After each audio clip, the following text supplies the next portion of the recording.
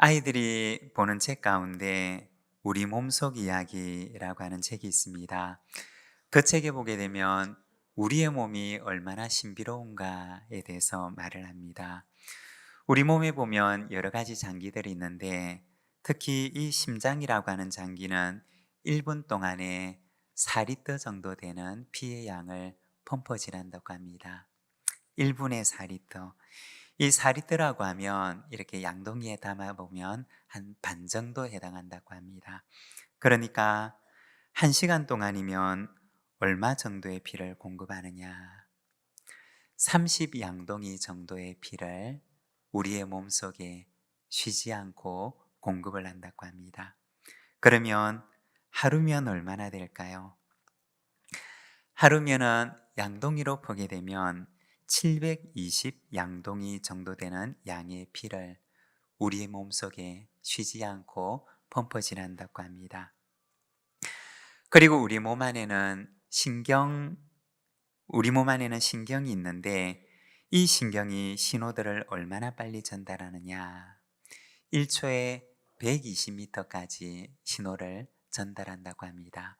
그러니까 1시간 동안에는 이 신호가 우리 몸속에 오가는 거리가 400km가 넘는다는 것입니다. 코의 후광은 얼마나 예민하냐? 우리가 이 코를 가지고 1만 가지 이상의 냄새를 구분할 수가 있다고 합니다. 여러분, 눈은 하루에 몇 번이나 깜빡일까요? 보통 사람들이 눈을 깜빡이는 것이 하루에 10,000번에서 20,000번 정도 된다고 합니다. 그런데 그냥 깜빡이느냐? 깜빡일 때마다 우리 눈에다가 눈동자에 눈물과 같은 윤활유를 공급해 준다고 합니다. 그리고 아주 다행한 일은 코가 밑으로 달려 있다는 것입니다. 만일에 콧구멍이 위로 뚫려 있었으면 비가 오는 날에는 코로 물이 들어가서 낭패를 당하게 되었을 것이라고 합니다. 우리 귀라고 하는 것은 너무 작은 소리만 못 듣는 것이 아니라 너무 큰 소리도 듣지 못한다고 합니다. 우리 귀는 일정 범위 안에 있는 파장의 소리만 들을 수가 있는데 지구가 돌아갈 때는 엄청나게 높은 데시벨의 소리가 난다고 합니다. 그런데 그 높은 소리는, 그 큰 소리는 우리의 귀가 그냥 통과해 버린다고 합니다. 이와 같은 일들이 우리 몸속에서 매일같이 일어나고 있는 것입니다. 우리가 알지 못하는 순간에, 우리가 깨닫지 못하는 순간에도 심장은 끊임없이 우리의 가슴 속에서 고동질치고, 그리고 혈액은 우리의 몸속에서 쉼 없이 달리고 있고, 코로는 호흡을 하고, 그리고 귀는 소리를 들으면서 하나님의 그 섬세하신 손길이 오늘도 우리를 지키시는 것입니다. 2025년 마지막 주일을 맞이했습니다. 여러분, 한 해를 돌아보면 어떠한가요? 때로는 좋은 일들도 있었고 때로는 그렇지 못한 일들도 있었습니다.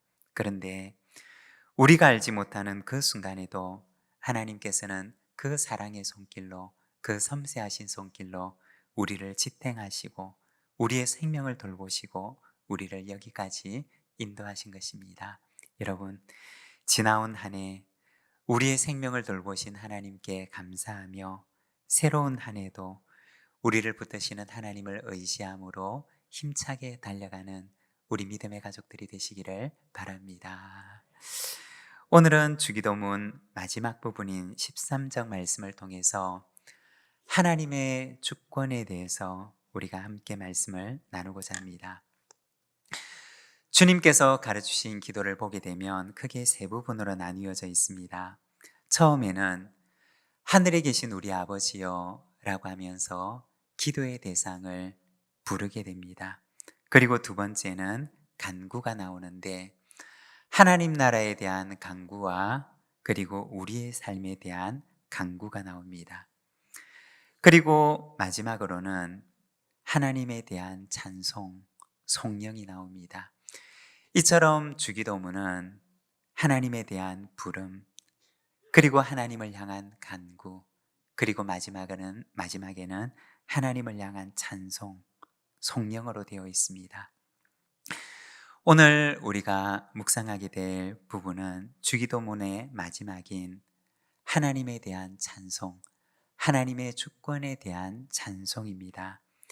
13절 뒷부분의 말씀을 우리가 자막을 보면서 함께 읽겠습니다. 나라와 권세와 영광이 아버지께 영원히 있사옵나이다. 아멘.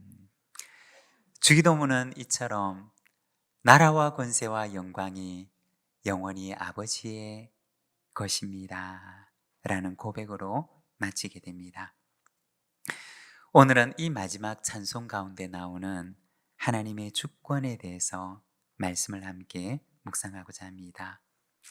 이 마지막 찬송 속에는 어떤 고백이 담겨 있느냐?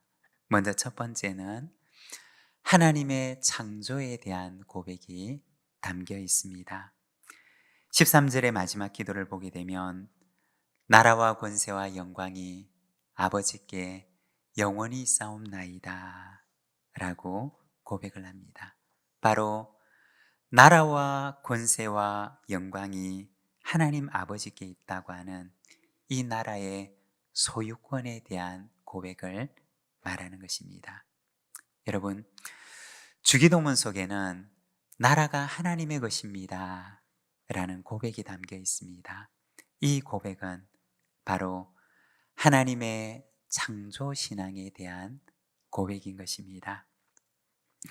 여러분, 우리가 가지고 있는 성경책 제일 앞에 보면 성경책 제일 첫 장, 제일 처음에 나오는 말씀은 무엇일까요? 창세기 1장 1절 말씀을 보면 이렇게 말씀을 합니다. 우리 같이 한번 봉독하겠습니다. 태초에 하나님이 천지를 창조하시니라. 우리가 성경을 펼치게 되면 성경의 제일 첫 마디로 등장을 하는 것이 태초에 하나님이 천지를 창조하셨다라고 하는 하나님의 창조에 대한 선언이 나오게 됩니다. 그리고 성경의 모든 이야기들은 바로 이 위대한 선언에서부터 시작을 하게 됩니다. 주권이라고 하는 말은 바로 이 선언을 기반으로 하는 것입니다. 하나님의 창조는 바로 하나님의 주권의 근거가 되는 것입니다. 여러분, 저작권이라고 하는 말을 들어보셨습니까? 이 저작권이라고 하는 것은 그 작품에 대한 권리가 누구에게 있는가를 말하는 것입니다. 노래 한 곡을 지어도 그 노래에 대한 권리를 가진 사람이 있습니다. 가사를 적은 사람에 대한 권리가 있고 곡을 적은 사람에 대한 권리가 있습니다. 그림을 그려도 디자인을 해도 그 그림과 디자인에 대한 권리를 가진 사람이 있습니다. 바로 그 작품을 만든 사람의 권리를 말하는 것입니다. 그러면 세상은 어떠할까요? 하나님의 주권이라고 하는 말은 바로 하나님께서 창조하신 그 창조 세계에 대한 권리와 주권을 말하는 것입니다. 세상을 창조하신 분에게 당연히 귀속되는 것이 바로 그 나라에 대한 권리인 것입니다. 언젠가 TV를 보니까 과학 커뮤니케이터라고 하는 사람을 보게 되었습니다. 이 과학 커뮤니케이터라고 하는 사람은 과학자라기보다는 이 과학의 이야기를 일반인들에게 들려주는 사람입니다. 그러니까 우리 같은 일반인들도 이 과학의 이론들을 쉽게 알아들을 수 있도록 그 이론을 설명을 해주고, 그리고 그 과학의 이론들이 우리 실생활 속에 어떻게 작용하고 있는지 이러한 것들을 우리에게 말해주며 소통을 해주는 사람입니다. 그런데 한 번은 이 과학 커뮤니케이터가 하는 이야기 가운데 아주 인상 깊게 들었던 말이 있습니다. 이분이 우주에 대한 이야기를, 그 거시적인 거대한 우주에 대한 이야기를 한참을 했는데, 그런데 우주에 대한 이야기를 펼쳐가는 가다가 아주 인상 깊게 말하는 한 단어를 제가 듣게 되었습니다. 그 말은 바로 질서라고 하는 말이었습니다. 우주의 질서를 말하는 것이었습니다. 이분은 무신론자였는데, 그런데 이분이 말씀하실 때 우주 가운데 질서가 있다는 것이 참 놀랍다는 것입니다. 과학자들이 하는 일은 다행히도 있는 우주의 질서를 발견을 해서 그거를 수치화해서 보여주는 것이라고 합니다. 그 말이 의미하는 것은 우주의 질서라고 하는 것은 과학적으로 볼 때는 필연이 아니라는 것입니다. 그러니까 반드시 이 우주 속에는 질서가 존재해야만 하는 필연이 있는 것은 아니라는 것입니다. 그런데 너무나 다행하게도 우리의 우주 속에는 너무나 정밀하고 정교한 질서가 존재한다는 것입니다. 너무나 거대한 거시 세계에도, 그리고 너무나 미세한 미시 세계에도 이 우주 속에는 질서라고 하는 것이 존재한다는 것입니다. 그 질서가 어떤 것인가에 대해서는 그거를 수치화할 수도 있고 토론도 할 수가 있지만, 그러나 그 질서의 존재 자체에 대해서는 그 누구도 이야기할 수가 없다는 것입니다. 누군가가 이 우주 속에 그냥 질서를 부여했을 뿐이라는 것입니다. 너무나 다행하게도 이 우주 속에는 질서가 존재한다는 것입니다. 우리의 작은 몸 안에도, 우리가 알지 못하는 순간에도 얼마나 놀라운 질서들이 우리의 생명을 지탱하고 있는지 모릅니다. 그런데 이 광활한 우주에도, 이 작은 생명체 속에도 질서를 부여하신 분이 계시는데, 성경은 그분이 바로 하나님이시라고 말씀을 하십니다.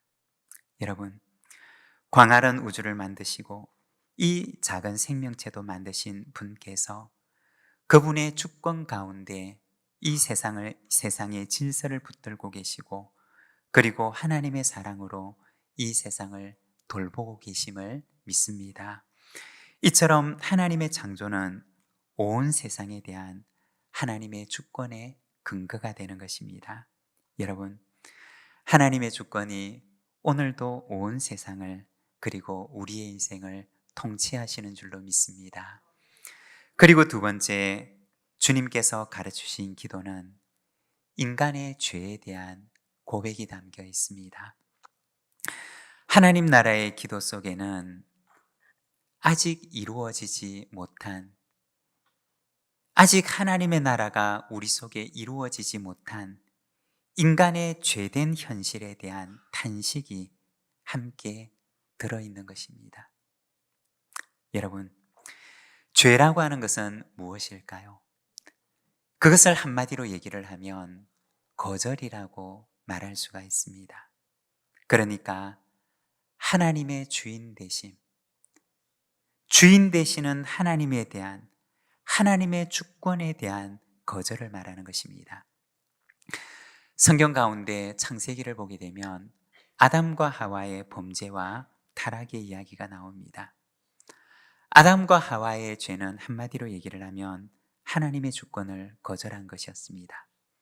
하나님의 말씀을 거절했고, 하나님의 당부를 거절했고, 세상을 창조하신 분의 창조 계획과 질서를 거절했습니다. 아담과 하와의 죄는 이러한 하나님에 대한 거절이었습니다. 그분의 계획에 대한 거절이었고, 그분의 주권을 거절한 것이었습니다. 우리가 주기도문을 보게 되면 앞부분은 하나님 나라에 대한 간구, 그리고 뒷부분은 우리의 삶을 위한 간구가 나오는데, 이 뒷부분을 보게 되면 우리의 일용할 양식을 위해서, 그리고 용서를 위해서, 우리에게 다가오는 시험과 악에 대해서 기도를 합니다. 일용할 양식이라고 하는 것은 오늘 우리가 먹을 수 있는 만큼의 작은 양을 가리키는 것입니다. 이것이 가리키는 것은 무한히 확장하고자 하는, 무한히 소유하고자 하는 인간의 욕심을 향해서 하나님께서 스톱이라고 말씀하시는 것입니다. 그리고 용서라고 하는 것은 보복을 향해서 무한 질주를 하는 인간의 파괴적인 본성을 향해서 그 고리를 끊어내고 새로운 관계를 시작하라고 하는 하나님의 당부인 것입니다. 그리고 시험과 악에 대한 기도는 하나님의 도우심이 없이는 이 죄악된 세상에 거센 파도를 이길 수가 없는 연약한 인간에 대한 성령님의 도우심을 간구하는 기도인 것입니다.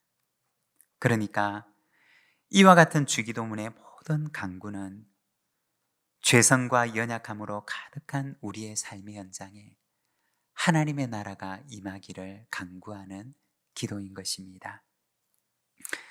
하나님 나라에 대한 기도 속에는 우리의 죄에 대한 고백이 담겨 있습니다. 다시 말해서 오늘 우리의 삶의 현장에 하나님의 나라가 이루어지지 못하는 현실에 대한 애통이 담겨 있는 것입니다. 우리의 기도 속에 이 애통이 없다면 우리는 하나님 나라를 향한 바른 기도를 드릴 수가 없다는 것입니다. 예수님께서 가르치신 팔복을 보게 되면 애통하는 자가 복이 있다라고 말씀을 하십니다. 여러분, 우리 안에 있는 죄성에 대한 애통함이 있다는 것은 하나님의 선물입니다. 우리가 죄를 짓고도 그 죄를 애통하는 마음이 없다면 얼마나 비참한 현실이 우리의 현실 속에 일어날는지 모릅니다. 그러나 우리 속에 이 죄에 대한, 하나님의 나라를 이루지 못하는 이 죄에 대한 애통이 있다는 것은 하나님께서 성령님을 통해 우리 안에 주신 가장 큰 선물 가운데 하나라는 것입니다. 그리고 그 애통은 우리의 삶의 연장 속에 하나님의 나라를 만들어가는 힘이 되는 것입니다. 여러분, 주님의 기도는 하나님의 나라가 이루어지지 못하게 하는 우리 속에 있는 죄에 대한 애통의 기도입니다. 여러분, 이러한 애통이 하나님의 나라가 이루어지지 못하는 오늘의 현실에 대한, 우리 속에 있는 죄성에 대한 이 애통이 우리 가운데 있기를 원합니다. 애통이 있는 곳에 하나님의 위로가 있고 애통함이 있는 곳에 하나님의 나라가 임하는 줄로 믿습니다. 그리고 마지막으로 주님께서 가르치신 기도는 하나님의 주권에 대한 기도입니다. 주님의 기도는 나라와 권세와 영광이 아버지께 영원히 싸움나이다. 아멘 이라고 하는 기도와 찬송으로 마치게 됩니다. 나라와 권세와 영광이 주님께 영원히 있습니다 라는 찬송이 바로 이 주기도문의 마지막입니다. 그러면 이 주님의 기도는 그 유효기간이 언제까지일까요? 우리는 주님께서 가르치신 이 기도를 언제까지 할 수 있는 것일까요? 한 신학자는 말하기를 주님의 기도는 영원한 기도라고 이야기를 하였습니다. 그러니까 이 땅에서 뿐만 아니라 하나님 나라에서도 드리게 되는 영원한 기도라고 하였습니다. 다만 시제가 바뀌는데 이 땅에서는 우리가 미래의 시제로 기도하지만 그러나 하나님 나라에서는 우리가 과거 시제로 찬송하게 될 것이라고 합니다. 하나님 나라에서 드려지게 될 찬송의 주기도문을 제가 한번 읽어보면, 하늘에 계신 우리 아버지, 당신의 이름은 거룩하게 되었사오며 당신의 나라는 임하였사오며 당신의 뜻은 새하늘과 새 땅에서 온전히 이루어졌나이다. 당신은 우리의 육신과 영혼에 일용할 양식을 주셨사오며 우리의 죄와 허물을 용서해 주셨고 우리를 악한 자의 소나기로부터 건져 주심으로 시험의 때에 구원해 주셨습니다. 그러므로 나라와 권세와 영광이 영원히 당신에게 있사옵나이다. 아멘. 이것이 하나님 나라에서 드리게 될 우리의 찬송의 주기도문이라고 하는 것입니다. 오늘은 우리가 미래의 주기도문을 드리지만 그러나 완성된 하나님의 나라에서는 우리가 성취된 하나님 나라에 대한 찬양을 드리게 된다는 것입니다. 완성된 하나님의 나라는 하나님의 주권이 온전히 이루어진 나라입니다. 요한계시록을 보게 되면 완성된 하나님의 나라에서는 없는 것이 있는데 그곳에는 죄가 없습니다. 죄가 소멸되었고 죄만 소멸되었을 뿐만 아니라 죄가 만든 그 결과마저도 소멸됩니다. 요한계시록 21장 4절에 보면 그 나라에 대해서 이렇게 말씀을 합니다.